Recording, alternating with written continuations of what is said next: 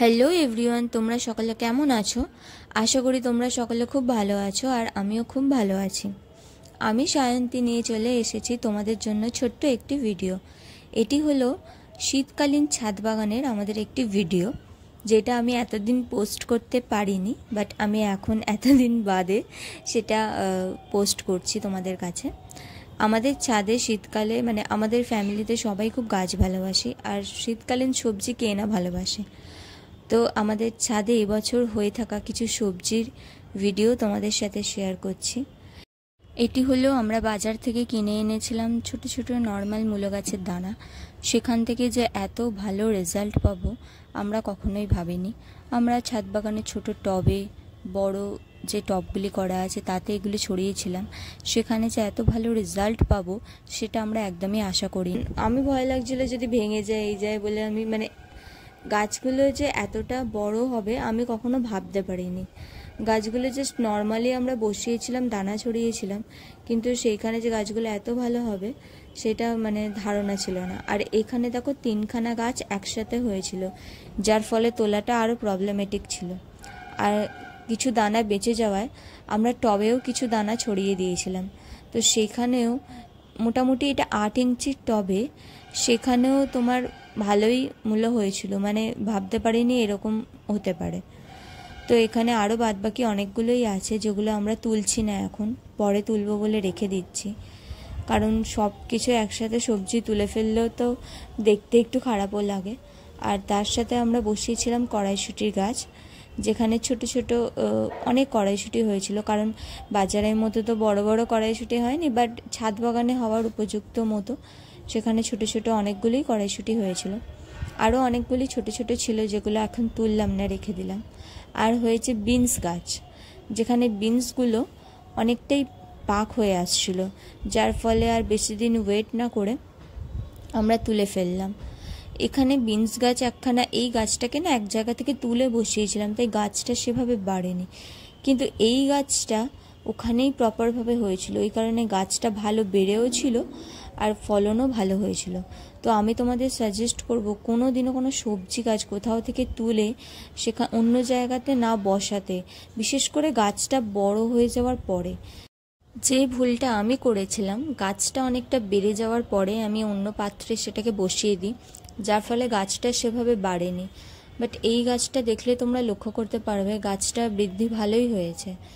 আর বলে রাখি, আমাদের সমস্ত সবজি, সব ধরনের যাই ছাদে সবজি বলো, ফল গাছ বলো, যাই দেখো, আমি রাসায়নিক সার ইউজ করি না।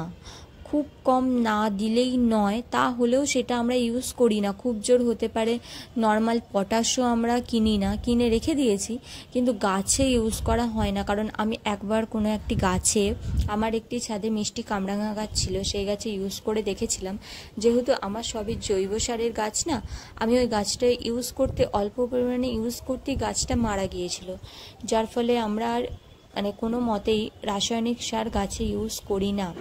আর এইটা হচ্ছে আমার ছাদ বাগানে ছোট্ট একটি কুললঙ্কা বলা চলে, কুললঙ্কার গাছ, যেটার লঙ্কাটা ভীষণই ঝাল, কিন্তু তবু গাছটা আমার শখের খাতিরে বসিয়েছিলাম। আমি যেখান থেকে এনেছিলাম গাছটা তাদের হয়েছিল শুধুমাত্র কালো রঙের, কিন্তু আমি এবার ওইটাকে একটু অন্য ধরনের লেগেছিল বলে এনেছিলাম। বাট আমার ছাদে গাছটা অনেকটা বড় হয়েছে, বৃদ্ধি পেয়ে। আর এইটা তুমি যে ভাবছো যে এইটা হয়তো মাটিতে বসানো, না, এই গাছটা একদমই মাটিতে বসানো নয়।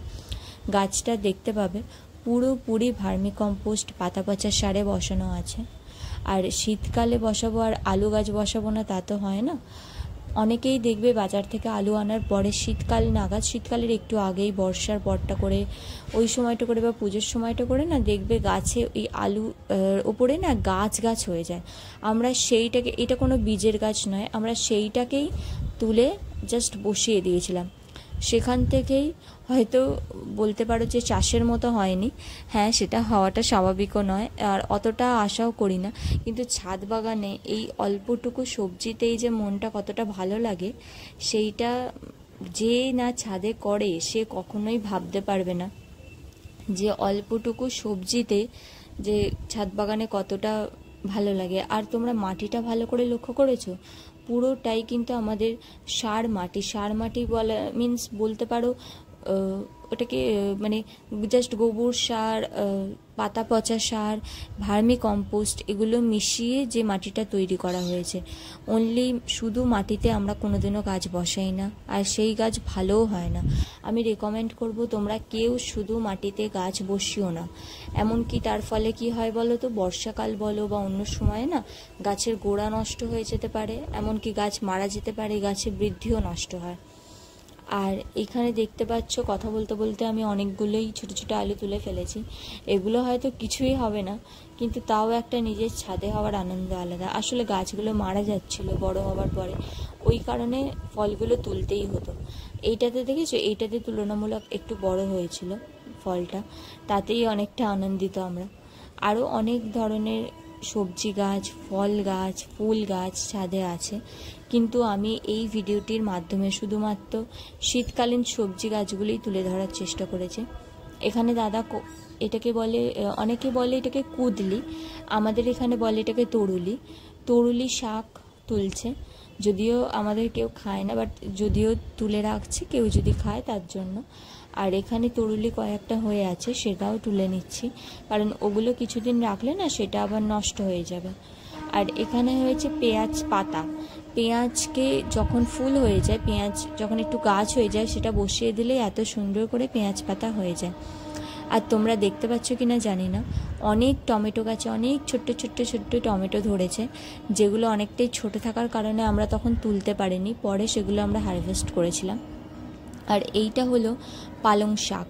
পালং শাক আমাদের গাছে, ফল গাছের গোড়ায় জাস্ট আমরা দানাটা ছড়িয়ে দিয়েছিলাম, সেখানেই অনেক পালং শাক হয়েছিল। আজকের মতো ভিডিওটা বাস এতটুকুই। তোমাদের যদি এই ভিডিওটা ভালো লেগে থাকে তাহলে লাইক করে আমার চ্যানেলটির পাশে থাকো।